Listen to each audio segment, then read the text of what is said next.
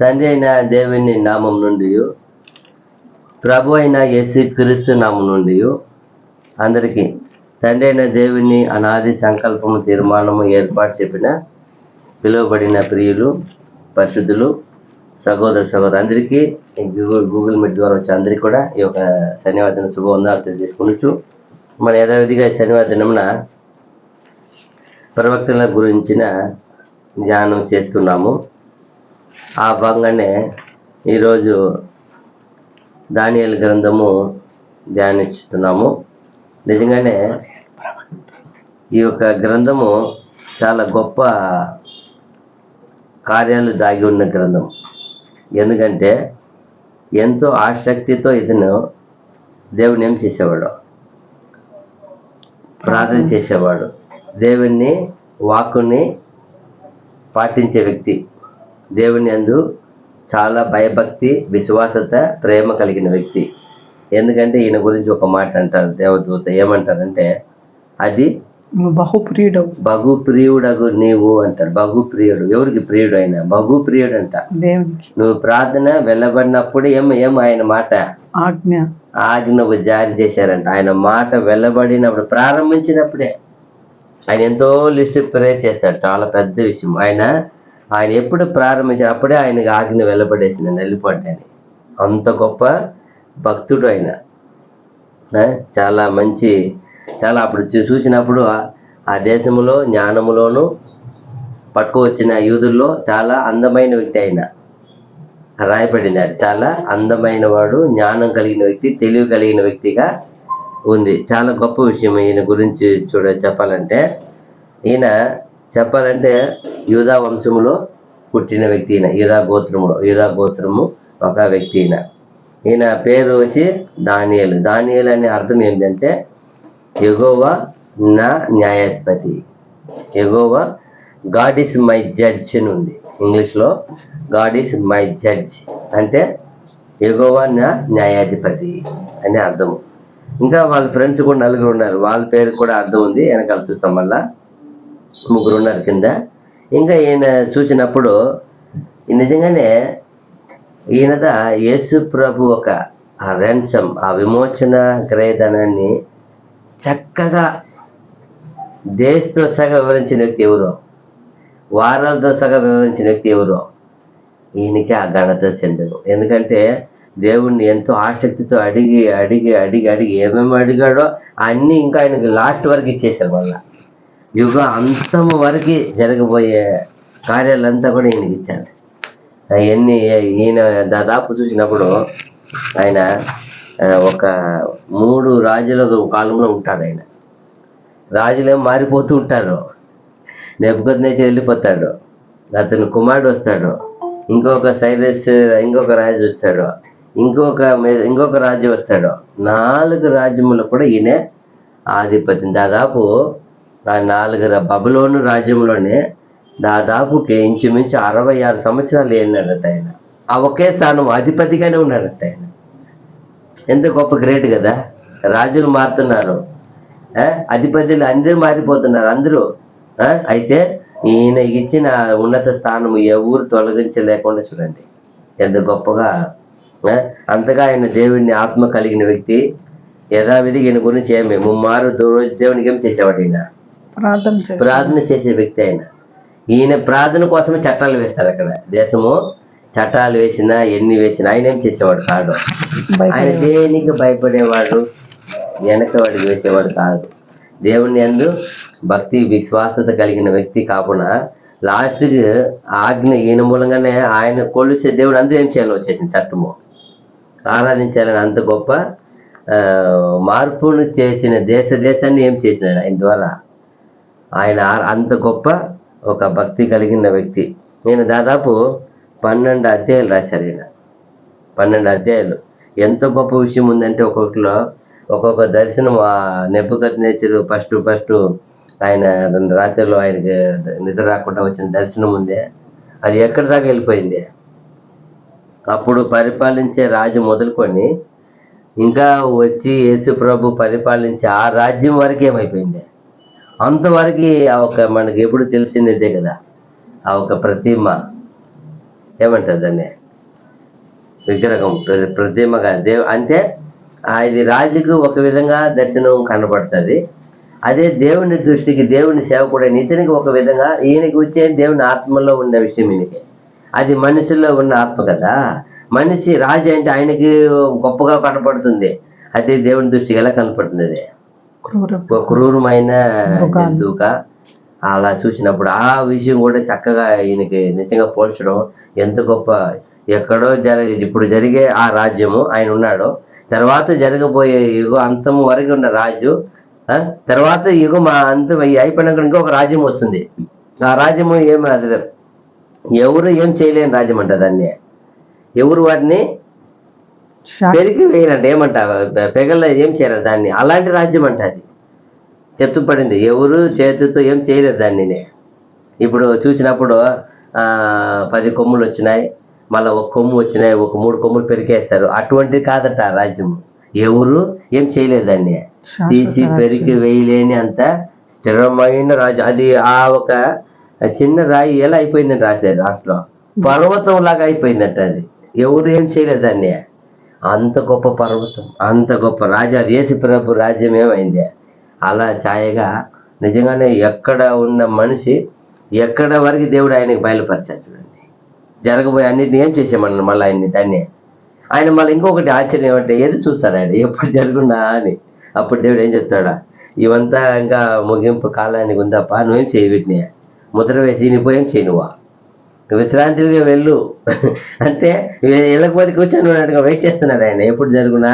అంత ఆసక్తి, ఎంత కూర్చోడండి ఆయన, అంత గొప్ప మంచి ఈయన దాదాపు క్రీస్తు మునుపు ఆయన ఏమంటారు, క్రీస్తు పూర్వము 600 దాదాపు 20లో ఆయన, అది 20-10 మధ్యలో పుట్టి ఉండొచ్చు అని కొన్ని ఈ వేద పండితులు వాళ్ళు రాసి ఉన్నారు, స్కాలర్స్ రాసి ఉన్నారు. అయితే ఏది ఎట్లయినా కూడా నేను ఏదో ఒక గోత్రంలో పుట్టి దేవుని బిడ్డగా జీవించినప్పుడు ఏమైంది, ఒకరోజు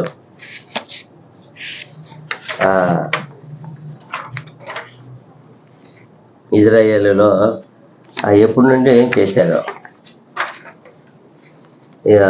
దానియేలు 1:1 చదవండి, అక్కడ చక్కగా రాయబడింది ఏ రాజకాలంలో ఎప్పుడు జరిగింది. యూదా రాజుకు యెహోయాకీము ఏలుబడిలో 3వ సంవత్సరమున బబులోను రాజుకు నెబుకద్నెజరు యెరూషలేము మీదకి వచ్చి దాని ముట్టడి వేయగా, అంటే ఈయన యోయాకీం అనే ఒక రాజు ఉన్నాడు. ఆ రాజు పరిపాలించే కాలంలో ఆ రాజు మొత్తం మీద 11 సంవత్సరాలు పరిపాలించాడు.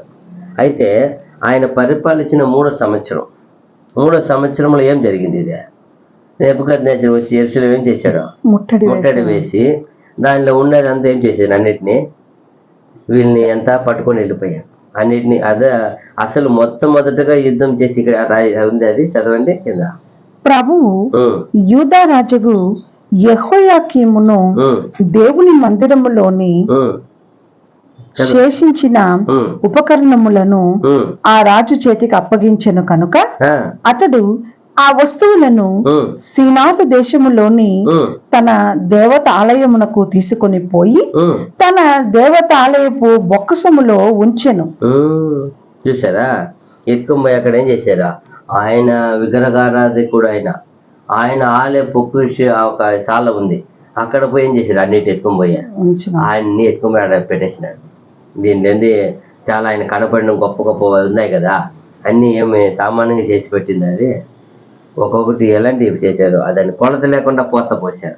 ఏది ఒకటే కొలత వేసి ఇది 2 కిలో 3 కిలో 10 కిలో అని కొలత వేసింది కాదు, ఎట్లా దోచిందో దేవునికి చేయాలని అంతగా సమృద్ధిగా దావీదు చేర్చిపెట్టి సాలమోను చేర్చిపెట్టి చేసిన వస్తువులు, ఆ ఉపకరణాలు, ఆలయములు ఎంత గొప్ప గొప్ప ఉపకరణాలు అవి. కొలత లేని అంత ఎత్తుకొని పోయి ఎక్కడ పెట్టుకున్నాడు లాస్ట్కే, ఎందుకంటే ఆ పరిస్థితి వచ్చింది అక్కడ. అది కూడా ఎందుకు వచ్చిందని మళ్ళీ లాస్ట్లో చూస్తాం. అలా చూసినప్పుడు అప్పుడు ఏమంటారు, 2వ వచనములో అయిపోయింది, ఏమంటే దేవుని ఆలయం ఒక బొక్కసములో ఉంచెను. ఎందుకు ఇలా ఇక్కడ మనం గమనించాల్సింది ఏమంటే, ఎందుకు రాజును యోయాకీమును అలా అప్పగించేశారు, అన్నప్పుడు బాధ అనిపిస్తుంది కదా. ఒక దేవుని దేశము అది ఎందుకు ఉన్నప్పుడు ఎప్పుడైతే అతను దేవుని మాటకి లోపడలేదో, దేవుని మాటకి విధేయత చూపలేదో, ఒకటి దేవుడు ఒక్కరు ఇద్దరు చేసే తప్పును బట్టి ఒక దేశాన్ని ఏం చేయడు, దండించేవాడు కాదు, శిక్షించేవాడు కాదు, ఆ పరుల చేతికి అప్పగించేవాడు కాదు. ఒకటి హెచ్చరిక ఎన్నో మార్లు చేసి ఉంటారు, ఎన్నో మార్లు హెచ్చరిక చేసి, అది కూడా ప్రవక్త ద్వారా ఎన్నో మార్లు హెచ్చరిక మట్టుకు చేసేది కాదు, దృఢంగా వచ్చి ఇది రాతపూర్వం కూడా చెప్పేస్తారు, అనౌన్స్మెంట్ చేస్తారు. అయితే అక్కడ ఎవరు లోపల, ఫస్ట్ రాజుకు చూస్తాడు, రాజుకు లోపల, అధిపతులు చూస్తారు, అధిపతుల లోపల, పోనీ సామాన్య ప్రజలు చూస్తారు, ప్రజలు లోపల, సరే మిగతా వాళ్ళు ఉన్నారు కదా, దేవుని మందులు పనిచేసే వాళ్ళు, పెద్దలు ఉండాలి, వాళ్ళు అందరు ఎవరు లోపడకపోతేనే లాస్ట్కి ఈ పరిస్థితి వస్తుంది. మన కింద చూడవచ్చు, మనం చూస్తాం. అప్పుడు ఎందుకబ్బా ఇలాంటి ఎంతో ప్రవక్తల ద్వారా చెప్పిన కార్యం ఇక్కడ ఏం చేస్తుంది, నెరవేరుతుంది. అది తెలిసింది కాబట్టి ఈ సేవకులంతా కమ్మును వెళ్ళిపోతున్నారు. ఏమనుకోండి, వీళ్ళేం చేయలే, వాళ్ళని ఎదిరించాల. అయితే రాజు ఉండే సైన్యం ఏం చేసింది, వాళ్ళని ఎదిరించింది. అక్కడే కూడా చూడండి, ఎదిరించే వాళ్ళకి ఒక విధమైన ఏముంది, సమాధానం ఉంటుంది. ఎదిరించకుండా నిశ్శబ్దంగా ఏమంటుంది దాన్ని, నిశ్శబ్దమైన సైలెంట్గా ఉండేది. ఏం మాత్రం వాళ్ళని ఏమి ఎదిరించరు. కొందరు ఎదిరించారు, ఆడ ఉండే సైనికులు, రాజులు అంతా ఏం చేశారు, ఆయన్ని ఎదిరించారు. ఓడిపోయినా కూడా ఎదిరిస్తారు, వాళ్ళు తిరగబడతారు. అయితే వీళ్ళు ఏం చేసేవారు కాదు, దేవుని వాక్కును గ్రహించిన వారు, దేవుని భయభక్తిలో లొంగిపోయి సరే దేవుడు ఇది మనకి చెప్పిన విషయమని వాళ్ళు వెంబడి వెళ్ళిపోయినారు. అలా వెళ్ళిపోయిన వాళ్ళకే ఆడ గొప్ప ఒక దేవుని దయ చూపారు, ఒక దేవుని అనుగ్రహంగా చూపించారు. ఆయన వాళ్ళని ఒక జాలి దయ చూపించారు. ఎక్కడ శత్రువు సైన్యంలో పోయి, శత్రువు ఒక స్థలంలో పోయి కూడా గొప్ప వాళ్ళుగా ఉండడం అనేది ఎంత గొప్ప విషయం కదా. అప్పుడు ఏమని ఉంది, దేవుని వాక్కి ఏమయ్యారు, వాళ్ళు ఓబేకి లోబడ్డారు. అదిదా ఇక్కడ ఎందుకు వీళ్ళు దేవుని ఇక్కడంటే వాళ్ళకి అక్కడ పోయి కూడా వాళ్ళ పరిస్థితి ఏం తెలుసా, చెరసాలనే ఉన్నారు, చాలా మంది చెరలోనే ఉన్నారు. అయితే కొంత చెరలో ఉన్నాను, విడుదల కలిగి ఆధిపత్యం చేస్తున్నారు. అయితే కొందరు ఇంకా ఆ కాలంలో అసలు పట్టుకొని పోతారు కదా, ఈ కాలం మరి కాదు. ఆ కాలం పట్టుకొని పోతే వెంటనే వాళ్ళన్నీ మార్చేస్తారంట, వాళ్ళ పద్ధతులంతా ఈ దేశ పద్ధతికి వచ్చాయంట. అందుకే మనం చూస్తున్నాం, మనం హిస్టారికల్ చూస్తే అక్బరు, గొప్ప గొప్ప రాజులు వెళ్ళినప్పుడు కూడా ఇక్కడ కూడా వాళ్ళు ఏ మదస్సులో వచ్చినప్పుడంతా ఈ దేశంలో ఏం చేస్తారు, అందరికీ ఆ మనస్సులుగా మారమంటారు. మారకపోతే కఠినమైన శిక్ష, మరణ శిక్షను విధిస్తారు. అలాంటి ఇక్కడ చూసినప్పుడు కూడా వీళ్ళు తీసుకుపోయినారు కదా, వాళ్ళందరూ చూడు, వాళ్ళు కల్దీల భాష నేర్పించేది, కల్దీలో వాళ్ళ భోజనం నేర్పించేది, ఇంకా ఏం లాస్ట్కి తెలుసా, పేరే మార్చేసేది. ఇంకా పేరు కూడా ఏం లేదు వాళ్ళకి. అటువంటి వాళ్ళ దేశంలో వెళ్ళిపోయినా వాళ్ళ దేశ భాష, వాళ్ళ దేశాల అలవాటు, వాళ్ళ దేశంలో వాళ్ళు పెట్టే పేరు, మన పేరు ఏమో కూడా దాన్ని తీసారు పడేస్తారు. అలాగే చేసింది, జరిగింది. దానియేలుకి పేరు అందుకే ఏమొచ్చింది, దానియేలుగా బెల్షస్సర్ అని వస్తుంది పేరు. అదే వాళ్ళ ముగ్గురు ఫ్రెండ్స్ కూడా పేరు మార్చేస్తారు, అసలు ఒరిజినల్ పేరు వాళ్ళు కాదు. ఏమే అక్కడ వాళ్ళు వాడాలంటే వాళ్ళ దేవత పేరు పెట్టేస్తారు, అదంతా ఎవరి పేరు, అంతా ఆ పేరు వస్తుంది కదా, బెల్షస్సర్ అని ఏమి అర్థమో, వాళ్ళ దేవత పేరు అది. అంటే ఈయన అంత స్థానంలో పెట్టేస్తారు. జ్ఞానం కలిగిన వ్యక్తి అని అలా చూసినప్పుడు అప్పుడు ఎంత తప్పు, అప్పుడు ఏం మనిషి టోటల్గా మన దేశస్తులాగా చేసేయాలి, అంతే వాళ్ళ గురి అంతా అంతే అంట. అందుకే వాళ్ళు పోయిన వెంటనే అన్ని పద్ధతిని మార్చేస్తారు. ఆ కాలంలో అలాంటి ఒక రాజ్యము ఇది దేవుడు అనుమతించాడు. అయితేను ఎక్కడ వెళ్ళినా కూడా ఈ భక్తుడు ఎలా ఉన్నాడు, వాళ్ళ దేశం కావచ్చు, వాళ్ళ పద్ధతి కావచ్చు, వాళ్ళ భాష కావచ్చు, ఆయన ఈయనలో ఉన్న భక్తి మారలే, ఈయనలో ఉన్న విశ్వాసత మారలే, ఈయనలో ఉన్న కేవలం అలవాటు కూడా మారలే. ఏం అలవాటు, రాజ్య భోజనం ఇచ్చినప్పుడు ఈయనేం చేయలే, నెవరేం చేయలే, వాటిని ముట్టుకోలే. ఎంత భక్తి చూడు. వాళ్ళేమో మార్చుకోమన్నారు, భాష నేర్చుకున్నాడు. ఎందుకంటే అక్కడ ఉండే వాళ్ళతో ఏం చేయాలా, సంభాషణ భాష ఓకే, పేరు కూడా మీరు ఎట్లా పిలుచుకోకండి, పేరు కూడా వదిలేసినాడు. కానీ తనలో ఉన్న భక్తి, తనలో ఉన్న ప్రార్థన, తనలో ఉన్న విశ్వాసత, తనలో ఉన్న తనకు ఉన్న అలవాటు చూడండి, అది గల కష్టం. అన్నిటికని ఏది ఇవన్నీ ఎవరు కనపడవు. నీలో ఉన్న భక్తి కనపడవు, నీలో ఉన్న విశ్వాసత కనపడవు, కానీ ఏది కనపడుతుంది? నీ అలవాటు కనపడుతుంది. కానీ అక్కడ పోయి కూడా ఈయన అలవాటును కూడా ఏం చేసేసాను, ఏమప్పా నువ్వు ఇలా చేస్తున్నప్పుడు నాకు మరణం వస్తుందప్పా అంటాడు ఆయన. ఎవరో అధికారి. ఆయన ఏమంటాడు, అయ్యా నువ్వు చెప్పినట్టే నాకు 10 రోజులు నేను చెప్పిన ఆగాలు పెట్టు, ఒకవేళ మమ్మల్ని చూడు, వాళ్ళని వీళ్ళని చూడు, వాళ్ళకంటే మేము బాగుంటేనే నువ్వు పెట్టు, లేదంటే నీ ఇష్టమే, చాయిస్. ఆయన అక్కడ దేవుడు వాళ్ళేం చూపిస్తున్నాడు. చూడండి ఎంత బాగుంది. కింద 3, 4 రాజు అప్షనజు అను తన నపుంసకుల అధిపతిని పిలిపించి అతనికి ఇలాగూ ఆజ్ఞాపించెను, ఇజ్రాయేలీయుల రాజవంశములలో ముఖ్యులై లోపము లేని సౌందర్యమును సకల విద్యా ప్రవీణతయు జ్ఞానమును కలిగి తత్వజ్ఞానము తెలిసిన వారై రాజు నగరునందు నిలువదగిన కొందరు బాలులను రప్పించి కల్దీయుల విద్యను భాషను వారికి నేర్పుము. ఏమంట? కల్దీయుల విద్యలను భాషలను నేర్పి మరియు రాజు తాను భుజించు ఆహారములో నుండి తాను పానము చేయు ద్రాక్షరసములో నుండి అనుదిన భాగము వారికి నియమించి 3 సంవత్సరములు వారిని పోషించి పిమ్మట వారిని తన ఎదుట నిలవబెట్టినట్లు ఆజ్ఞ ఇచ్చెను. చూసారా రాజు ఏం చేశాడు? పట్టుకొని వచ్చినాం కదా, యూదా నుండి వచ్చారు కదా, వాళ్ళలో తెలివైన వాళ్ళు, తెలివిమంతులు, బుద్ధివంతులు, జ్ఞానులు, వివేకులు, బాగా అందము కలిగిన వ్యక్తులు, అన్ని విషయంలో బెస్ట్ వాళ్ళని, నెంబర్ 1 ప్లేస్ అంట. అన్ని దాన్ని ఎత్తుకొని వాళ్ళకి ఏం చేయ, ఫస్ట్ ఆఫ్ ఆల్ మన దేశ కల్దీయుల భాష ఏం చేయ, నేర్పించి తర్వాత వాళ్ళు మన అలవాటు అంతా నేర్పించు, నేను వాళ్ళకి మన ఆహార పద్ధతి చెప్తాను. అలా 3 సంవత్సరాలు సకల విద్యలు, మన దేశంలో ఉండే అన్ని విద్యలు వాళ్ళకి ఏం చేయాలా, వాళ్ళు ఒకవేళ యుద్ధ వీరుడుగా ఉంటే యుద్ధం నేర్పిస్తారు. వాళ్ళు ఏ విషయంలో తర్ఫీదు ఉన్న వాళ్ళని, ఒకవేళ మంచి రథం తోలేవాడు అంటే రథసారి అంటే మంచి ఏమంటారు దాన్ని, గుర్రము బాగా తోలేవాడు, ఏది ఉందో దాన్ని ఇమ్మంటారు. ఏదైనా ఒకవేళ ఆధిపతి వాడు మంచి మంత్రి అవుతాడు, గొప్ప పరిపాలన జ్ఞానం ఉందంటే పరిపాలించే జ్ఞానం అన్ని సకల విద్య నేర్పించి 3 years టైం ఇచ్చారు రాజు. 3 సంవత్సరం వాళ్ళని బాగా తర్ఫీదిచ్చి నా ముందు చేసి నిలబెట్టండి. అప్పుడు రాజు ఏం చేస్తాడు? వాళ్ళని పరిశోధిస్తాడు. తన రాజ్యం అన్ని విషయంలో పరిశోధిస్తేప్పుడు అప్పుడు తేట పడుతుందని 3 సంవత్సరం మంది ఫుడ్ వేరే, ఇవంతా భాషలు అన్నీ ఓకే, లాస్ట్ ఫుడ్ చెప్పినాడు. నాకు రాజు ఎవరు భోజనం అది పెట్టేది, రాజు ఏమి తింటాడో అదే భోజనం. రాజు సామాన్య తింటాడా? ఉండే దేశంలో ఉండే శ్రేష్టమైన అంతా ఎవరికి పోతుంది?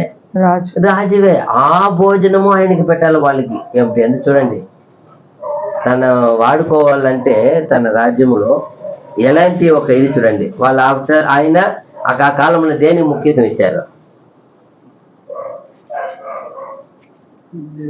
నువ్వు ఏ కులము, ఏ గోత్రము, ఏ జాతి, ఏ మతం అని ఆ మాటకి ఏడా ఉందాడా? ఏమీ లేదు. కల్దీయులు మన దేశము, మన రాజ్యము కల్దీయులు, మన భాష వాళ్ళకి పట్టుకొని వచ్చారు. వాళ్ళు జ్ఞానం ఏ వ్యక్తిని కనుక్కోమంటారు? అక్కడ జ్ఞానం కలిగిన వాళ్ళని, తెలివి కలిగిన వాళ్ళని, లోపం లేని సౌందర్యం, లోపం ఎంత చూడండి. ఇదిదా నిజమైన ఒక మనిషికి ఉండవలసిన క్యారెక్టర్. ఎంత బాగుంది కదా. అది రాజవంశంలో ఉండేవాళ్ళని చూడండి, రాజవంశం ఉండే వాళ్ళని పట్టుకో. ఇజ్రాయేలీయుల రాజవంశములలో ముఖ్యులై, అదేదా ఇజ్రాయేలీలో రాజవంశంలో ముఖ్యులే ఉన్నారు కదా, వాళ్ళని తీసుకొని ఆయన చూడండి ఏమి విచారించాలి ఆయన. అంటే ఆల్రెడీ ఆయనకి ఎంత నాలెడ్జ్ చూడు. ఎందుకంటే ఒక రాజవంశం ఉండేవాడికి ఎలాంటి ఆలోచన, ఎలాంటి జీన్ వచ్చి ఉంటుంది? రాజు పరిపాలించే జీన్ ఉంటాయి కదా, అంత గొప్ప జ్ఞానము ఆత్మ ఉంటుంది కదా. చూడు ఎంత బాగా ఆయన చక్కగా ఇచ్చి తర్ఫీదు ఇచ్చి ఆయన అయితే అక్కడ ఒక విజయం దానియేలు ఒక పద్ధతి మార్చుకోలేడు. అయ్యో మన దేశంలో ఎలా ఉన్నాము, నేను రాజు వంశం ఉన్నాను, ఎలా ఉన్నాడు ఆయన? దేవునికి ప్రియుడుగా ఉన్నాడు, భక్తుడుగా ఉన్నాడు. అన్ని ఆయన అపవిత్రమైనది అంత ఏం చేయలే ఆయన ముట్టి భుజించలే. ఆయనకి చాలా బాధ. వెంటనే ఆయన మాత్రమే కాదు, వాళ్ళ స్నేహితులు కూడా ఉన్నారు కదా, వాళ్ళు కూడా ముగ్గురు అంతే. చూడండి అక్కడ ఏముంది మళ్ళీ కింద 4. యూదులలో నుండి దానియేలు, హనన్య, మిషాయేలు, అజర్య అనువారు వీరిలో నుండిరి. నపుంసకుల అధిపతి దానియేలునకు బెల్తాషాజరు అనియు, హనన్యాకు షడ్రకనియు, మిషాయేలునకు మేషకనియు, అజర్యాకు అబేద్నగో అనియు పేర్లు పెట్టెను. ఇక్కడ చూసారా, ఇక్కడ 4 పేరు 4 విధంగా ఉంది. దానియేలు పేరు పెట్టి దానియేలు ఏం మార్చారు, బెల్షస్సరు మార్చేశారు. తర్వాత అనన్యాకి ఏం మార్చారు, ఒక ఆయన ఫస్ట్ ఆయనకి షడ్రకని పెట్టేశారు, రెండో ఆయనకి మిషాయేలుకి మేషాకని పెట్టారు, మూడో ఆయనకి అజర్యాకి అబేద్నగో పెట్టారు. అంటే వాళ్ళ ఇష్టానికి పేరు మార్చేస్తారట. షడ్రక్, మేషక్, అబేద్నగో అని పెట్టి మనం పిలిచేది ఎప్పుడు ఇదే, కానీ ఒరిజినల్ పేరు ఎక్కడ ఉంది, అక్కడ ఆ పేరు ఉంది. ఆ పేరు కూడా కింద చూసినప్పుడు దానికి కూడా హనన్య అని ఉండదు కదా, ఆయన పేరు ఏమంటే ఆయన పేరుకి అర్థము యెహోవా కృప, కర్తరిన్ కిరుబాయి. ఏమన్నా ఉంది అర్థము, యెహోవా కృప. తర్వాత మిషాయేల్ ఉంది కదా, ఆయనకు వచ్చి దేవుని పోలిన వాడు ఎవడు,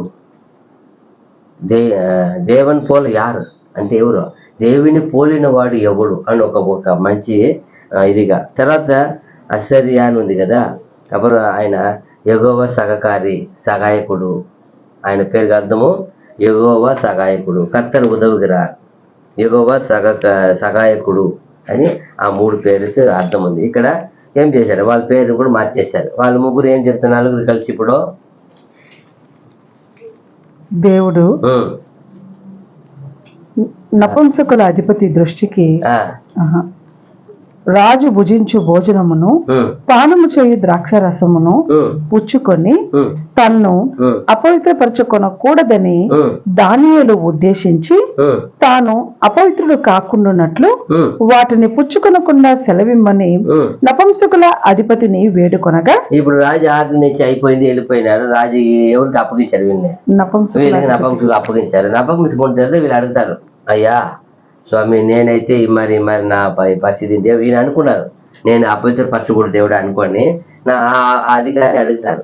అడిగినప్పుడు అక్కడ ఏం చేశాడు అధికారి, దేవుడు నపుంసకుల అధిపతి దృష్టికి దానియేలునకు కృపా కటాక్షము నందన అనుగ్రహించిన కనుక అక్కడ కూడా దేవుడు ఆయన పక్షంగా కార్యం చేస్తున్నాడు. తన బిడ్డ ఎక్కడ పోయినా ఆయన కార్యం చేసేదే. తన బిడ్డగా ఉన్నవారికి ఎవరైనా అక్కడ తన బిడ్డగా దేవుని బిడ్డగా ఉన్నాడు, ఆయన కాపాడుకోవాలా. దేవుడు వేడుకున్నాడు, దేవా ఎట్టు నేను అపవిత్రం అయ్యేది, ఇంతకాలం నేను అలా చేయలేదు కదా, ఇప్పుడు ఎలా చేసేదని బాధపడుతున్నాడు. అడుగుతున్నాడు పోయి తెగించి. అడిగినప్పుడు దేవుడు ఏం చేసేవాడంట, చాలా మంది ఇక్కడే చాలా పొరపాటు. ఎట్లా నేను అడిగేది ఎట్లా లీవ్లు అడిగేది, నేను ఏమి పరిశుద్ధ దినము దేవుని కొరకు పోయి నిలబడాలా పోవాలని అడగలేవా?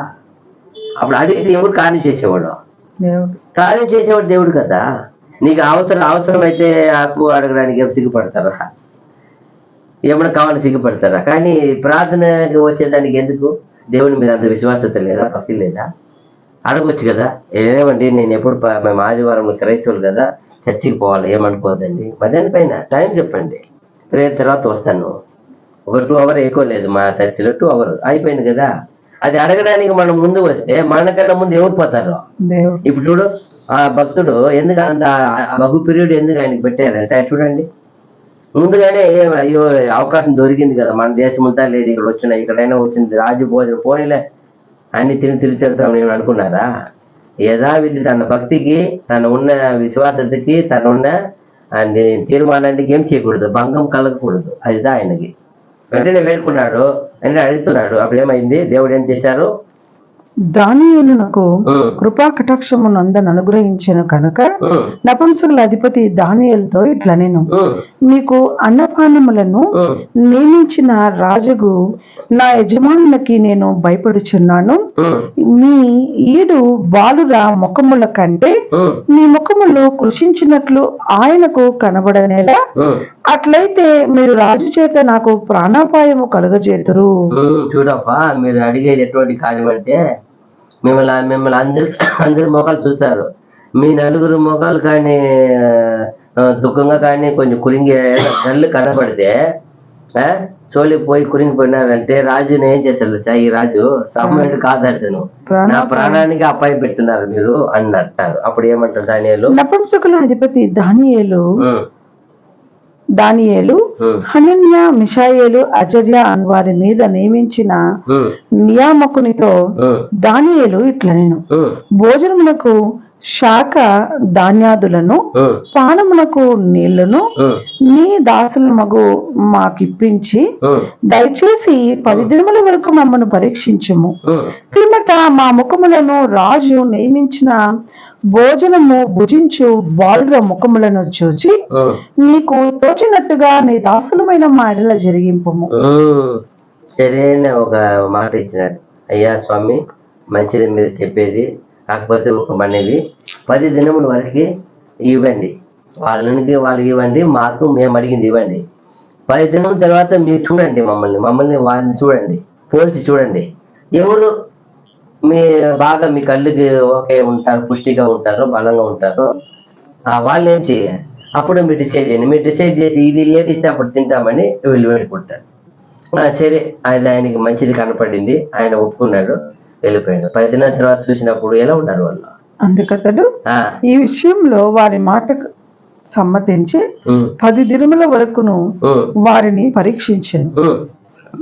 10 దినములైన పిమ్మట వారి ముఖములు రాజు భోజనము భుజించు బాలురందరి ముఖముల కంటే సౌందర్యముగాను కలగాను కనబడగా రాజు వారికి నియమించిన భోజనమును పానమును కొరకైన ద్రాక్ష రసమును ఆ నియామకుడు తీసివేసి వారికి శాఖ ధాన్యాదులను ఇచ్చాను.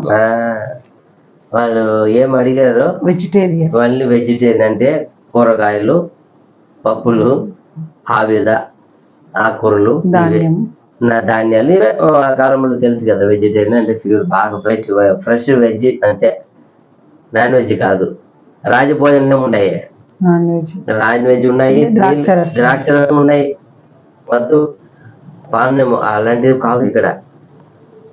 అయితే ఆయన దేవుడు వాళ్ళకి అనుగ్రహం చేశారు, ఆయన అన్నట్టు ఇస్తున్నారు. ఇచ్చిన తర్వాత ఏం చేస్తారు వాళ్ళ? ఈ 9 బాలుల సంగతి ఏమనగా దేవుడు వారికి జ్ఞానమును సకల శాస్త్ర ప్రవీణతయు వివేచనయు అనుగ్రహించాను. మరియు దానియేలు సకల విధములకు దర్శనములను స్వప్న భావములను గ్రహించు తెలివి గలవాడై ఉండెను. అక్కడ ఏమి బాగా అన్ని విషయంలో ఏమో ఎలా ఉన్నాడు దానియేలు? సకల విధములకు దర్శనములను స్వప్న భావములను గ్రహించు తెలివి గలవాడై ఉండెను. అన్ని దేవుని బిడ్డగా ఏం చేశాడు, అన్నిట్లో చాలా ఎదిగున్నాడు. మంచి యంగ్, మంచి కుర్రాడు కదా. అలా ఉన్నప్పుడు ఎంత చూడండి, అప్పుడు దేవుని వాక్య ప్రకారం ఏం చేస్తున్నాడు అతను. ఎక్కడ ఉన్నా, ఎలాంటి పరిస్థితి, ఎక్కడ దేశమే ఏమైపోయింది, అక్కడికి దేశం ఏమైపోయింది, దేశ జనాలు ఏమైపోయినారు, దేశంలో ఉన్న వస్తువులు ఏమైపోయినాయి, శ్రేష్టమైన అవన్నీ ఏమైపోయినాయి, వెండి బంగారములు అంత ఏమైపోయినాయి. ఎవరు వశమైపోయింది? ఈ రాజు కొట్టుకొని చేసినాడు. జనము ఉండే మందలు, పశువులు ఒక్కటి వదలలే. దేశమని వాళ్ళ అలవాటు అదే అంట. వాళ్ళు ఎక్కడ పోయినా దేశముని ఏం చేస్తారంట, ఊడ్చినట్టు క్లీన్ చేసినట్టు చేస్తారంట. ఇదా కల్దీలో ఒక స్పెషల్ అంట. మీరు చరిత్రలో పోయి చూస్తే వాళ్ళు అడుగు పెట్టినారంటే, ముట్టడి వేశారంటే ఆ దేశముని దోచుకోకుండా, వాటిని ఊడ్చకుండా వదలరంట. వాళ్ళు దాంట్లో ఏమీ రాకుండా ఉప్పు చల్లి వస్తారంట. అంతటి వాళ్ళు ఏమైనా అది రెండవది ఏం పంట కూడా ఏం చేయకూడదు, వాటిలో రాకూడదండి. అటు చూడండి ఎంతటి ఏమే ఆ కఠినమైన కిరాతక హృదయం అంటారు. ఎంత అంటే మనము విజయం అంటే దాన్ని అంతే. వాళ్ళకి తర్వాత వాళ్ళకు మన మీద రావడానికి ఏం ఉండకూడదు, సోర్స్ ఒక ఆలోచన రాకూడదు. ఏమొస్తుంది ఇంకా దేశం వచ్చేస్తే ఏముంటుంది అక్కడ? ఎవరు ఉంటే కదా మళ్ళీ యుద్ధానికి వచ్చేదానికి. ఎవరు రాజ్యములో ఉన్న రాజు ఈ మరి ఏమంటారు, యువరాజులు కూడా ఏం చేస్తే చీర పెట్టి కూడా ఇచ్చేస్తున్నాడు కదా, పేరు మార్చేస్తున్నాడు. అది చెప్తున్నాడు. వాళ్ళు చెప్తే వాళ్ళు ఆ బబులోనులు ఎలా అంటే వాళ్ళు వస్త్రం మార్చేస్తారంట. అది చూసినప్పుడు బాగా రాశారు వాళ్ళు. వస్త్రములు మార్చడం ఎంతది చూడండి వాళ్ళు చేసే పని. ఉం?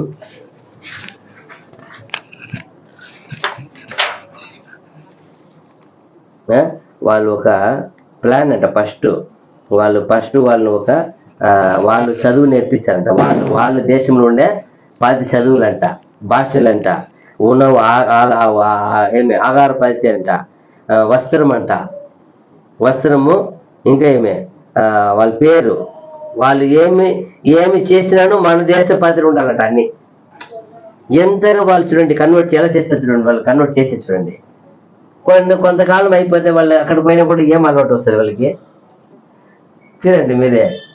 ఎంత ఇదిగా చేస్తారు వాళ్ళు. ఏమంటే వీళ్ళకంట వాళ్ళు ఆ కాలంలో ఉన్న జనాంగంలోనే చాలా కట్టుదిట్టాలతో వీళ్ళు నిర్మించకుండా ఆ కట్టుదిట్టమే ఉండాలంట. ఎవరైనా మారనేకూడదంట, ఒప్పుకోడంట. రాజ్యం మొదలుకొని ఎవరైనా వీళ్ళంటూ ఒక ఇది చేసుకుంటారంట.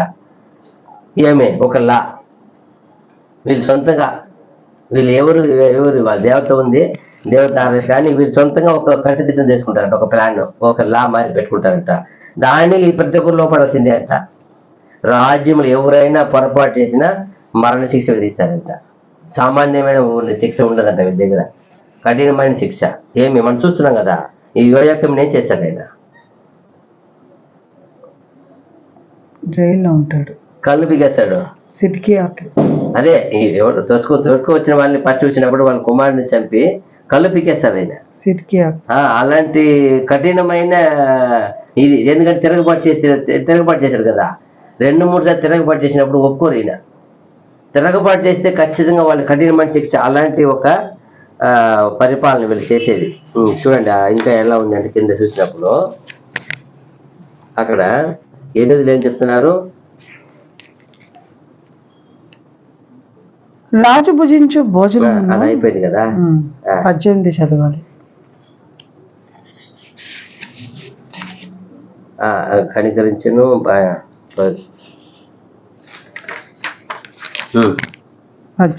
అవును. నెబుకద్నెజరు తన సముఖమునకు వారిని తేవలనని ఆజ్ఞ ఇచ్చి నియమించిన దినములు కాగానే నపుంసకుల అధిపతి రాజు సముఖమున వారిని నిలవబెట్టెను. రాజు వారితో మాట్లాడగా వారందరిలో దానియేలు, హనన్య, మిషాయేలు, అజర్య వంటి వారెవరునూ కనబడలేదు కనుక వారే రాజు సముఖమున నిలిచిరి. అందరూ ఆ దేశంలో ఎందరో వచ్చారు కదా, అందరిలో వీళ్ళు 4 తప్ప ఈయనతో ఉన్న 3 ఫ్రెండ్. ఎవరు వాళ్ళు? షడ్రక్, మేషక్, అబేద్నెగో, దానియేలు. ఈ 4 తప్ప ఎవరు ఏం చేయలేకపోయినారు. రాజు అడిగే ప్రశ్నకి, రాజు అడిగిన తంత్రమైన, రాజు ఎలా అడుగుతాడు? తంత్రముగా అడుగుతాడు. ఆయన అడిగేదంత రాజ్యం కదా, ఒక పరిపాలించే వ్యక్తి ఎలా ఉంటుంది, క్రిమినల్ మైండ్ అంటారు కదా, అలా అడిగే వ్యక్తి. అడిగినప్పుడు అన్నిటికీ ఆన్సర్ చేసి వాళ్ళ ముందర నిలబడిన వ్యక్తి ఎవరు అంటే 4.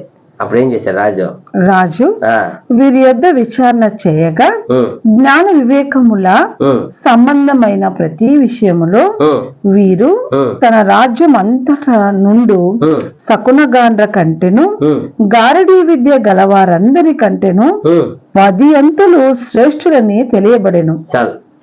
అది చాలు. ఎంత బాగుంది చూసారా? ఎంత 10 అంతులు ఉన్నే. అక్కడ ఉండే సామాన్యులు, శాస్త్రులు ఉన్నారు అక్కడ ఇంకా ఉండేదా, శకునగాండ్రు ఉన్నారు, జోషులు, గారడీ విద్య, చాలా మంచి ఉన్నారు. అయితే ఏమంత ఆ రాజ్యంలో ఎక్కడ ఉన్న అందరికంటే 10 అంతులు ఎక్కువ ఉన్నారని ఎంత దేవుణ్ణి ఒక దయ చూడండి వీళ్ళకి వెళ్ళిన చోట్ల. అందువలన ఏం చేశాడు రాజు. కానీ ఎందుకండి ఈ దేశానికి ఇంత పరిస్థితి వచ్చింది, ఇంత పరిస్థితి ఎందుకు అన్నప్పుడు మనకు ప్రశ్న. అయితే దానికి ఆన్సర్ ఇక్కడ లేదు.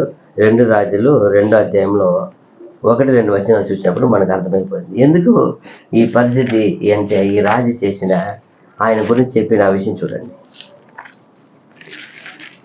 2 రాజుల గ్రంథము 2వ అధ్యాయము 1-2 వచనాలు. యెహోవా సుడిగాలి చేత ఏలియాను ఆకాశమునకు ఆరోహణము చేయింపబో కాలమున ఏలియాయు ఎలీషాయు కూడి గిల్గాలు నుండి వెళ్ళుచుండగా 2 రాజులు 2:1-2 అవును ఎక్కడ రాంగ్ చెప్తున్నారు ఉంది.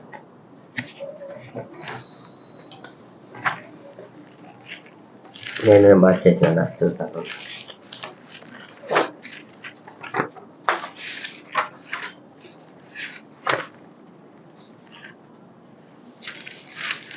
సారీ 24 మర్చిపోయింది. 24 2 రాజులు 24:1-2 వచ్చినారు. 24:2 24:1-2 యెహోయాకీము దినములలో బబులోను రాజైన నెబుకద్నెజరు యెరూషలేము మీదకి వచ్చెను. యెహోయాకీము అతనికి దాసుడై 3 ఏళ్ళు సేవ చేసిన తర్వాత అతని మీద తిరుగుబాటు చేయగా ఈ యోయాకీము ఈయన ఏం చేశాడంటే 3 ఏళ్ళు ఫస్ట్ ఏం చేస్తాడు? దాసుడై ఉన్నాడు. దాసుడుగా పర్ఫెక్ట్గా పనిచేస్తాడు. తర్వాత ఏం చేశాడు? ఆయన తిరుగుబాటు చేశాడు. అప్పుడు ఏం చేశాడు? యెహోవా అతని మీదికిని తన సేవకులైన ప్రవక్తల ద్వారా తాను సెలవిచ్చిన మాట చొప్పున యూదా దేశమును నాశనము చేయుటకై దాని మీదికిని కల్దీయుల సైన్యమును, సిరియనుల సైన్యములను, మోయాబీయుల సైన్యములను, అమ్మోనీయుల సైన్యములను రప్పించను. అంటే ఇప్పుడు ఫస్ట్ వచ్చింది మనకి తెలుసు. ఇక్కడ ఇన్ని ముందు ఎన్ని వచ్చినాయో చూసారా? ఎందుకు ఈ పసి ఏం చేశాడప్ప ఈ రాజు? ఇప్పటివరకు మనకు అర్థం కాలేదు కదా. ఈ రాజు 3 సంవత్సరం ఏళ్ళ తర్వాత తిరుగుబాటు చేశాడు. ఏం తిరుగుబాటు చేశాడు? ఎందుకు చేశాడు అంటే ఇప్పటి వరకు ఈ గ్రంథంలో అంతటి ఘోరమైన పరిస్థితి ఎవరు చేయలే. ఈ యోయాకీము చేసినాడే. ఎలాంటి పాపం అంటే ఇర్మియా వచ్చి ఏం చెప్తాడంటే ఇర్మియాని చాలా కఠినంగా ఆయన శిక్షిస్తాడు. ఆయన దేవుని వాక్ యెహోవా దేవుని వాక్ ఆయనకు వస్తుంది. ఆయన ఏం చెప్తాడు? దేవుడు ఇర్మియా ఈసారి నువ్వు పోయి ఆయనతో మాట్లాడవద్దు. ఎవరితో? రాజుతో పోవద్దు, అధిపతితో పోవద్దు. నువ్వు కూర్చొని నేను చెప్పింది రాయమంటాడు. అవునా సరే. అప్పుడు పరుకు అని ఒక ఆయన ఉన్నాడు. ఆయన కూడా దేవుని పెట్టే సేవకుడులాగా పరుకుని పిలుస్తాడు. పరుకు రా, దేవుడు వాక్కు చెప్తున్నాడు, నువ్వు రాయి, మై ఎత్తుకొని వచ్చి రాయి అంటాడు. ఆయన రాస్తాడు. ఈయన ఏం చెప్తాడో టక టక టక టక టక చాలా పేజీ రాసేస్తాడు. ఒక పెద్ద రోల్ మరి అయిపోతుంది. ఏమంటుందని చూరులు ఏమంటారు? చుట్ట మరి అయిపోతుంది. పెద్దది అంతగా రాస్తాడు. రాసి నువ్వు ఇప్పుడు ఏం చెప్తాడు? నేను రాలేని పరిస్థితి, ఇప్పుడు నేను రాను, నువ్వు పోయి ఏం చెయ్యి? ఇరిమే చెప్పేసి నువ్వు పోయి ఇదంతా దేశంలో అందరికీ చదివి వినిపించాడు. అట్టా పోయి చదివి ఆ పరుకు అనే వ్యక్తి వినిపిస్తాడు. అప్పుడు కొన్ని అధిపతులు వింటారు. అధిపతులు ఒకటి పోయి చెప్పేస్తాడు. అధిపతి తండ్రి కూర్చొని చూడాలి. అధిపతి పోయి ఒకటి మ్యాచ్ చేస్తున్నాడు. వాడిని తొడుకోండి అంటారు. పట్టుకొని పోయి ఇప్పుడు ఏం రాసావో చదువు అన్ని. ఎవరు రాసింది, ఎవరు ఏమంటారు? ఈ మరి దేవుని వాక్ ఆయనకు వచ్చింది, ఆయన రాయమన్నాడు, నేను మైతో రాశాను, నాది కాదంటాడు. చదువు అంటాడు. వాళ్ళు చదివి విని భయపడతారు అందరూ. ఖచ్చితంగా ఇది ఎత్తుకొని పోయి రాజుకి వినిపించాల్సిందే అని చెప్పి రాజు ఎత్తుకొని చదివిపిస్తారు. రాజు చదువుతా 4 పేజీ ఉంటాడు. 5వ పేజీ కత్తి ఎత్తుకొని ఆ పుస్తకాన్ని చీల్చి అగ్గిలేచి కాల్చేస్తాడు. అక్కడ వచ్చింది ఈయన చేసిన. నువ్వు చదువుకపోతే ఇష్టం లేకపోతే ఏం చేయాలి నువ్వు? అప్పుడు అడుక్కుంటారు ఆయన పరుకు. ఇంకా చాలా మంది అడుక్కుంటారు, అయ్యో రాజు అలాంటి పాప చేయవద్దు, కాల్చవద్దు అడుక్కుంటారు. కానీ ఆ అధిపతి కూడా ఏమంటారు అక్కడ? అధిపతి అప్పుడు ఇలాంటి జరిగినప్పుడు వస్త్రం చెప్పుకోవాలంట. అది కూడా చేయడానికి పట్టుకొని రాయించింది కింద. అప్పుడు ఏందప్ప ఈయన ఇంత ఘోరంగా చేసి, ఎప్పుడైనా ఎవరైనా బైబిల్ ఇలా చేశారు? గ్రంథంలో ఎవరు చేశారా? ఎవరు చేయలేని ఎంత ఘోరమైన పని చూడండి. అక్కడే ఇర్మియా గ్రంథంలో రాసేది చూడండి. 1, 2, 3 25 అధ్యాయంలో ఇర్మియా 25 అధ్యాయము 1-3 చదవండి. మళ్ళీ 7-9 చదవండి. యోషియా కుమారుడకు యూదా రాజునైన యెహోయాకీము 4వ సంవత్సరమున అనగా అంటే 4వ సంవత్సరమున బబులోను రాజైన నెబుకద్నెజరు మొదటి సంవత్సరమున యూదా ప్రజలందరినీ గూర్చి ఇర్మియాకు ప్రత్యక్షమైన వాక్కు ప్రవక్త అయిన ఇర్మియా యూదా ప్రజలందరితోనూ యెరూషలేము నివాసులందరితోనూ ఆ వాక్కును ప్రకటించెను. ఆమోను కుమారుడును యూదా రాజునైన యోషియా 13వ సంవత్సరము మొదలుకొని నేటి వరకు ఈ 23 సంవత్సరములు యెహోవా వాక్కు నాకు ప్రత్యక్షమగుచూ వచ్చెను. ఎన్ని సంవత్సరాలు చెప్తున్నాడు దేవుడు వాక్కు ఎక్కడ? 23 సంవత్సరాలుగా చెబుతూ వచ్చున్నాడు. 13 సంవత్సరము మొదలుకొని నేటి వరకు ఈ 23 సంవత్సరములు యెహోవా వాక్కు నాకు ప్రత్యక్షమగుచూ 23 సంవత్సరములు యెహోవా వాక్కు వస్తా ఉంది. అయితే ఏం చేయాలండి ఇజ్రాయేల్? కింద చెప్తాడు, నేను పెద్దలక్కడ లేచి మీకు ఆ మాటలు ప్రకటించుచూ వచ్చినను మీరు వినకపోతేది. అదిదా ఫస్ట్ దేశం ఏమైపోయింది? ఇప్పుడు దేవుని మాట వినలేదు. ఎన్ని కాలంగా చెప్తున్నాడు ఆయన? చాలా కాలంగా చెప్తున్నాడు, వినలేదు. ఎవ్వరూ వినపలేదంట. మరలా ఇప్పుడు మీ చేతి పనుల వలన నాకు కోపము పుట్టించకుండునట్లును నేను మీకు ఏ బాధయు కలగజేయకుండునట్లును అన్య దేవతలను అనుసరించుటయు వాటిని పూజించుటయు వాటికి నమస్కారము చేయుటయు మాని మీరందరూ మీ చెడ్డ మార్గమును మీ దుష్ట క్రియలను విడిచిపెట్టి తిరిగిన ఎడల యెహోవా మీకును మీ పితరులకును నిత్య నివాసముగా దయచేసిన దేశములో మీరు నివసింతురని చెప్పుటకై యెహోవా పెందలకడ లేచి ప్రవక్తలైన తన సేవకులందరినీ మీ యొద్దకు పంపుచూ వచ్చినను మీరు వినకపోతేది. వినుటకు మీరు చెవియొగ్గకుంటేది. చూసారా? ఎప్పుడు పంపిస్తాడంట దేవుడు వాళ్ళ దగ్గరికి? పెందలకడనే. ఎవరు పంపిస్తారంట? తన ప్రవక్తలను, సేవకులని. తన సేవకులని ఎప్పుడు ఏం చేయాలా? దేవుని పనిని. చూసారా? దేవుని అందుకంటే దేవుని పని చేసేవారు అలా చేయాల. పెందలకడనే. అదిదా దేవుని పని. అప్పుడుదా దేవుడు వాళ్ళకి అన్ని ఇచ్చాడు. చూడండి మరలా 11:9 7-9 అయిందా? 7-9 చదువు ఇప్పుడు. అయితే మీకు బాధ కలుగుటకై మీ చేతుల పనుల వలన నాకు కోపము పుట్టించి మీరు నా మాట ఆలకింపకపోతిరని యెహోవా సెలవిచ్చుచున్నాడు. సైన్యములకు అధిపతియగు యెహోవా ఇలాగ సెలవిచ్చుచున్నాడు, మీరు నా మాటలను ఆలకింపకపోతిరి కనుక నేను ఉత్తర దేశంలోనున్న సర్వ జనములను నా సేవకుడైన నెబుకద్నెజరును బబులోను రాజును పిలువనంపించుచున్నాను. అంతే. 11 వచ్చాము. ఈ దేశము మీదికిని దీని నివాసుల మీదికిని చుట్టూనున్న ఈ జనులందరి మీదికిని వారిని రప్పించుచున్నాను. ఈ జనులను శాపగ్రస్తులుగాను. టైం కూడా చెప్పేస్తాడు. ఎప్పుడు వారికి ఎంత సంవత్సరం ఇస్తామో అది చెప్పేస్తాడు 11వ వచనములో. విస్మయాస్పదముగాను అపహాస్యాస్పదముగాను ఎప్పటికీ పాడుగాను ఉండచేసేదను.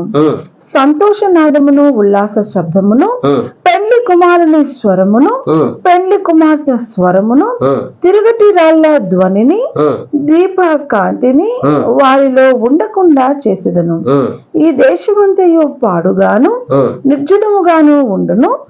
ఈ జనులు 70 సంవత్సరములు బబులోను రాజునకు దాసులుగా ఉందరు. టైం కూడా చెప్పేస్తాడు.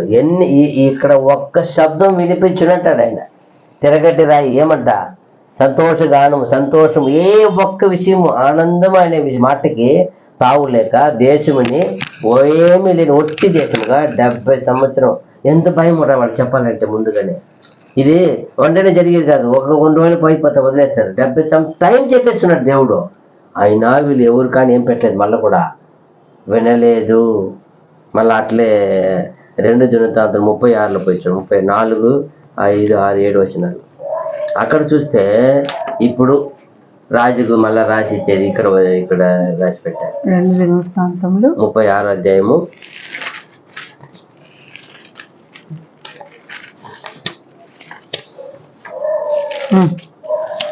4వ వచనండి.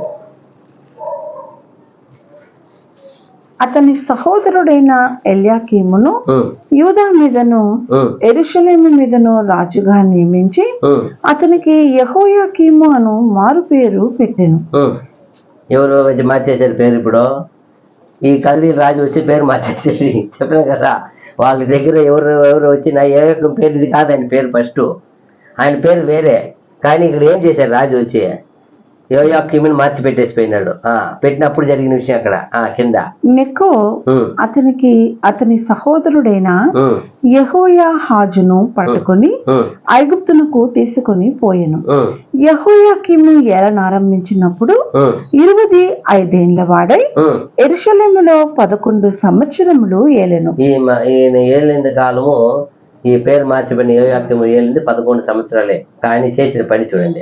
అతడు తన దేవుడైన యెహోవా దృష్టికి చెడు నడత నడుచుట చేత, చూడండి చెడు నడత, ఎంత వయసు, మంచి యంగ్ వయసు, 25 years వయసు, కానీ నడత చూడండి. దేవుని ఒక జనాంగంలో ఎన్నుకున్న రాజు అయినా చెడు నడత చేత అతని మీదకి బబులోను రాజైన నెబుకద్నెజరు వచ్చి అతని బబులోనుకు తీసుకుని పోవుటకై గొలుసులతో బంధించెను. మరియు నెబుకద్నెజరు యెహోవా మందిరపు కాదు, అక్కడ ఆయన వాక్కు చెప్పేది ఇర్మియా చెప్తాడా? కింద 7 ఉందా 3 ఉందా? మీకు ముందే ఉంటుందేమో.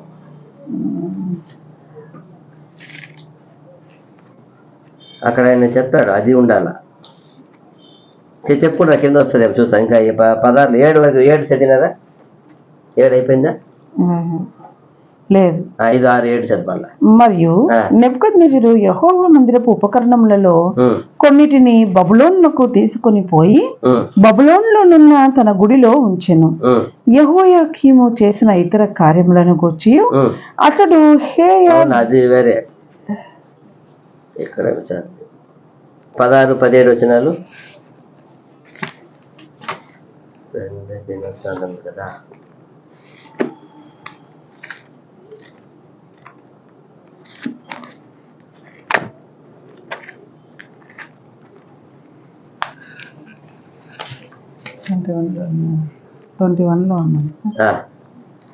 ఇర్మియా ద్వారా పలుకబడిన యెహోవా మాట నెరవేరుటకై విశ్రాంతి దినములను దేశము అనుభవించు వరకు ఇది సంభవించెను.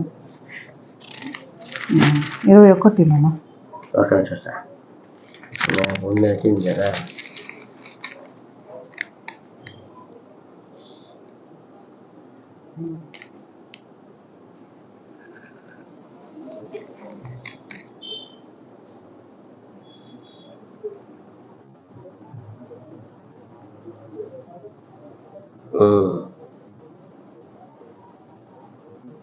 కలిసి వేస్తుంటాడు. అది కావాలి దేవుడి ఆలోచన ముట్టుకురా.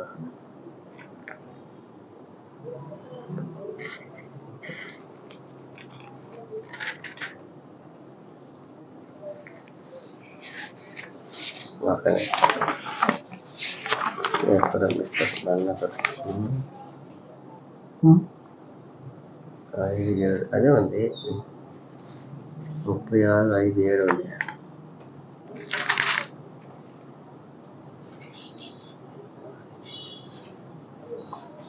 అక్కడ చూసినప్పుడు అదే 19 అదియుగాక కల్దీయులు దేవుని మందిరమును తగలబెట్టి యెరూషలేము ప్రాకారమును పడగొట్టి దాని యొక్క నగరులన్నిటినీ కాల్చివేసిరి. దానిలోని ప్రశస్తమైన వస్తువులన్నిటినీ బొత్తుగా పాడు చేసిరి. ఖడ్గము చేత హతులు కాకుండా తప్పించుకున్న వారిని అతడు బబులోనుకి తీసుకొని పోయింది. రాజ్యము పారసీకుల దగు వరకు వారు అక్కడనే ఉండి అతనికిని అతని కుమారులకును దాసులైరి. ఇర్మియా ద్వారా పలుకబడిన యెహోవా మాట నెరవేరుటకై విశ్రాంతి దినములను దేశము అనుభవించు వరకు ఇది సంభవించెను. దేశము పాడుగానున్న 70 సంవత్సరముల కాలము అది విశ్రాంతి దినములను అనుభవించెను.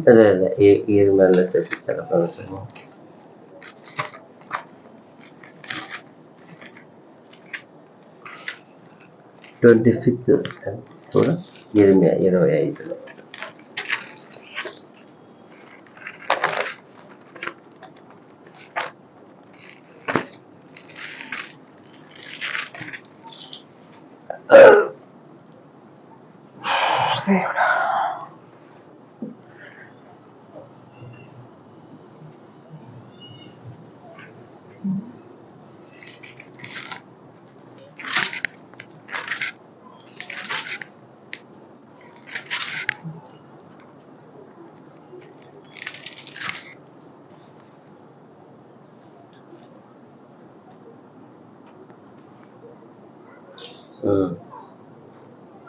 ఇక్కడ 36లో ఇర్మియా 36లో ఉంది ఏంది చదివే కాల్చివేసేది 36వ అధ్యాయం ఇర్మియా 36వ అధ్యాయంలో ఉంది 36 4 వచ్చిన చదవని చెప్తాడు చూడు. అప్పుడు ఇర్మియా నేరియా కుమారుడైన బారూకును పిలువనంపగా అతడు యెహోవా ఇర్మియాతో చెప్పిన మాటలన్నిటినీ ఇర్మియా నోటి మాటలను బట్టి ఆ పుస్తకంలో రాసెను. ఇప్పుడు ఏం చెప్పాడు దేవుడు అంటే, ఇక్కడ నువ్వేం ఇంతవరకు చెప్పినావు కదా, అక్కడ పైన 3వ చెప్తాడు చూడు. ఒకవేళ వాళ్ళు నేను యూదా వారికి చేయను ఉద్దేశించు కీడునంతటిని గూర్చి వారు విని నేను వారి దోషమును వారి పాపమును క్షమించున్నట్లు తమ దుర్మార్గతను విడిచి పశ్చాత్తాప పడుదురేమో. ఇంకా పై వచ్చినము రాసిమ్మంటాడు. పై వచ్చిన 2 నీవు పుస్తకపు చుట్ట తీసుకొని నేను నీతో మాట్లాడిన దినము మొదలుకొని అనగా యోషియా కాలం మొదలుకొని నేటి వరకు ఇజ్రాయేలు వారిని గూర్చి యూదా వారిని గూర్చి సమస్త జనములను గూర్చి నేను మీతో పలికిన మాటలన్నిటినీ దానిలో వ్రాయము. రాసి పెట్టమంటాడు. ఇప్పుడు ఈయన పిలిచి ఏం చెప్తాడు, ఆ శాపాన్ని పిలిచి రాయమంటాడు. రాసి రాసి రాసి ఎక్కడ మళ్ళా పోయి చెప్పమంటాడు. ఎక్కడ చెప్పమని 7వ వచనం చూసినప్పుడు చదవండి. 10వ వచనం. అప్పుడు ఏం చేస్తారంటే ఆయన చదువుతాడు పోయారా బారూకు యెహోవా మందిరంలో లేఖికుడైన షాపాను కుమారుడైన గెమర్యా గదికి పైగానున్న శాలలో యెహోవా మందిరపు క్రొత్త ద్వారపు ప్రవేశమున ప్రజలందరూ వినున్నట్లు ఇర్మియాకు చెప్పిన మాటలను గ్రంథములో నుండి చదివి వినిపించారు. రాసి ఇచ్చిన దగ్గర ఉంది కదా, దేవుడు చెప్పాడు రాసి ఇవ్వండి, రాసి వినిపించమంటాడు. ఇప్పుడు వినిపించినప్పుడు అక్కడ ఏం చెప్తారు, కింద కొందరు వచ్చి వింటారు. విని అట తొడుకొని వెళ్ళిపోతారంటే మికా ఎవరు చెప్పి పోయి రాజు దగ్గర తొడుకొని వెళ్తారు. రాజు ఏం చేస్తారంటే ఇక్కడ వాటిని తీసుకొని అంటాడు, తీసుకొని చదువుమంటాడు. అప్పుడు రాజుకి చెప్తామని 16 చెప్తారు. 16 వారు ఆ మాటలన్నిటినీ విన్నప్పుడు భయపడి ఒకరినొకరు చూచుకొని మేము నిశ్చయముగా ఈ మాటలన్నిటినీ రాజునకు తెలియజెప్పేదమని బారూకుతో అనేది. ఇప్పుడు రాజుకు చెప్పాలని పోయి చెప్పినప్పుడు రాజు చెప్తాడు, తీసుకొని రండి నేను చదివిపించండి అంటాడు. అప్పుడు వచ్చి అక్కడ ఎక్కడ చదివిపిస్తారు,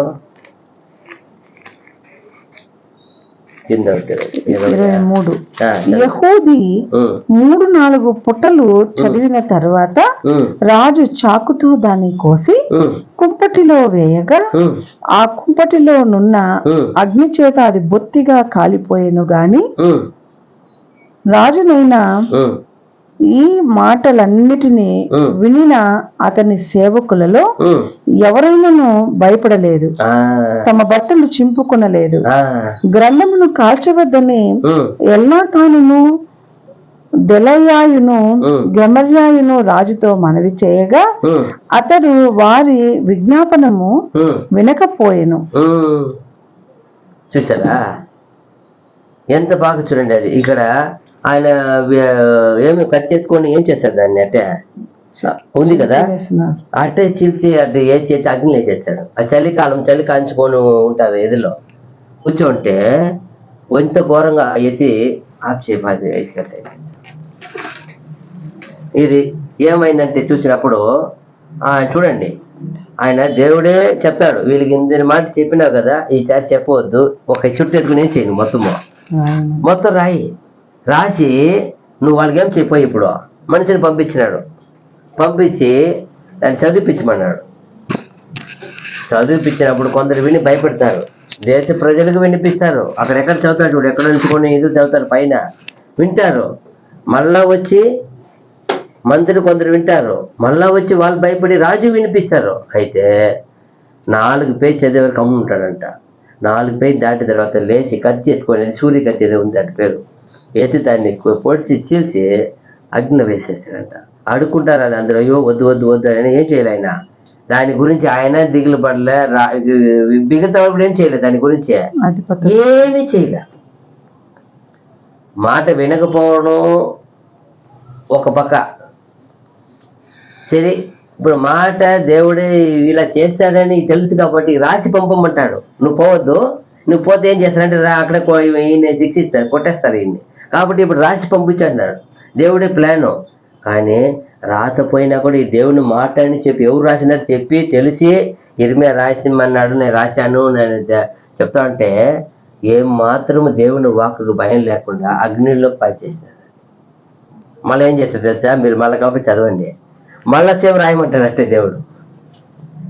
నువ్వు కాల్ చేసినాడు కదా, దేవుడికి ఎంతో కోపం వచ్చాడండి, కాల్ చేసినాడు కదా మళ్ళా రాయి, అదే మళ్ళా కింద రాస్తాడు ఆయన. అప్పుడు ఎంత మనిషికి దేవుని మాట మీరే ఏమి పోయింది, దేవుని అంటే భయంలా, దేవుని మాట రాత అంటే అసలు ఇంత భయంలా. అదే కొన్ని రాజుకు దొరికినప్పుడు ఏం చేస్తాడు, ఎత్తుకోండి దాన్ని, అదే ఎగోషు ఎవరు దొరుకుతుంది, ఎగో పద్ధతి ఎవరు దొరుకుతుంది, అది అప్పుడు ఏం చేస్తారు, ఎత్తుకోండి దాని ప్రకారం పోయి చేయాలని తపన పడతారు, తన్నకలాడతారు, ఏం చేయాలా దీని గురించి ఎవరు చెప్పేవాళ్ళు ఎవరు, అప్పుడంతా ఉండే భాషని ఎవరు అందరూ ఏం చేయలేరు, చదవలేరు, ఎవరో ఒకరు దాన్ని తెలిసిన వాళ్ళ దగ్గర పోయి చదివించుకోవాలా. ఆల్మోస్ట్ ప్రవక్తలు ఏం చేస్తారు, దేవుని ప్రవక్తలు ఏం చేస్తుంది భాషలంతా దేవుని వారు ఇప్పుడు దానియాలు కూడా అన్ని చెప్తారు కదా. అలాగే చెప్పినప్పుడు ఇలా చూడండి, ఎందుకు ఈ దేశం మీదకి ఇలా వచ్చిందంటే దేవుని వాక్కుకు ఇవ్వాల్సిన మర్యాద ఏంలా, భయం ఏంలా, భక్తి ఏంలా, విశ్వాసత ఏంలా, దేవుని సేవ కూడా ఏంలా. అక్కడ ఏముందా, ఆయన ఎంత కఠినమైన హింస పెట్టారు ఎవరిని ఆ దేవుడిని, ఆ ఇర్మియాని అంత హింస పెడతారు. ఆయన చెప్తా ఉంటే ఒకసారి ఎక్కడ పడతాయంట ఆయనకి, అట్టే నోరు మీద కొట్టేస్తాను, నువ్వు పలకొద్దు ఇంకబట్టి అంటారు, ఇంకబట్టి ఈ దేశం ఉండవద్దు, పలకొద్దు, వెళ్ళిపో, ఎత్తుకు ఎక్కడ వేసేస్తారు. అప్పుడప్పుడు నీళ్ళు లేని బావిలు వేస్తారు, అన్న నీళ్ళు కూడా పెట్టరంట, అన్న నీళ్ళు కూడా పెట్టరు లోపలికి, ఏమి వేయదు ఆయనకి. ఎంత వేదన. అయితే ఆయన దేవుని వాక్కు వస్తూనే ఉంటుంది ఆయనకి, దేవుడు ఆయన కాపాడుతూనే ఉంటాడు. ఈ పరుకే లాస్ట్ వరకు కూడా కాపాడేది ఈయన అనుకోండి చెప్తున్నాను. ఎందుకంటే ఇక్కడ చూసినప్పుడు ఈ 1వ అధ్యాయంలో దానియేలు ఏమంటే ఆయన అంతగా ఆ దేశానికి ఎందుకు అంత తీర్పు కింద చూసాం నెక్స్ట్ దేవుడి చిత్తం అయితే, ఎందుకు ఆ పరిస్థితి అయితే దేవునికి వ్యతిరేకంగా మాట వినకపోవడం. అందుకే ఆయన తెలుసు అంతా, ఆ దేశంలో ప్రజల వాళ్ళు తెలుసు కాబట్టి వాళ్ళు కమ్మును ఉన్నారు. రాజు ఎవరి మాట వినడు. అది చూడండి 11 సంవత్సరాలే ఏలింది. అయితే ఎంత కఠినమైన పని, ఎంత తిరుగుబాటు. ఏం చేశాడంట ఆయన, రాజుకి ఏం చేశాడంట ఆయన, తిరుగుబాటు చేయడం వల్ల ఏం చేశాడంట ఆయనకి, అట్లా చదివినారు కదా మేడం, తిరుగుబాటు చేయడం వల్ల ఆయన ఏం చేసి బిగించుకుపోయినాడంట, సంఖ్యలు వేసి బిగించుకుపోయినారు. ఒక ఆయన వచ్చినాడు, ఆయన ఒక ఇది కుదుర్చుకున్నాడు, ఆ మరి సమయం వచ్చినప్పుడు నువ్వు కట్టాలని పన్ను చెల్లించాడు. అది కూడా 3 సంవత్సరాల తర్వాత తిరుగుబాటు చేస్తే అదిదా. ఇప్పుడు చూసినప్పుడు ఈ దానియేలు ఇంకా ఎంత గొప్ప విషయాలు రాశారని దేవుడి చిత్తం అయితే రాబోతుందని మనము కొంచెం బాగా ఫాస్ట్గా చూస్తాము. ఇంతవరకు ఓపిక అందరికీ వందనాలు. దేవుని చిత్తము అందరికీ కాట్లేదు.